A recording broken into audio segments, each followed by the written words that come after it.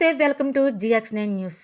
ఏలూరు జిల్లా పోలవరం మండలం పట్టిసీమ గ్రామంలో స్వయంభుగా వెలిసిన పట్టిసీమ శ్రీ భద్రకాళి సమేత వీరేశ్వర స్వామి ఆలయంలో తొలి పూజ కార్యక్రమం ఘనంగా నిర్వహించారు.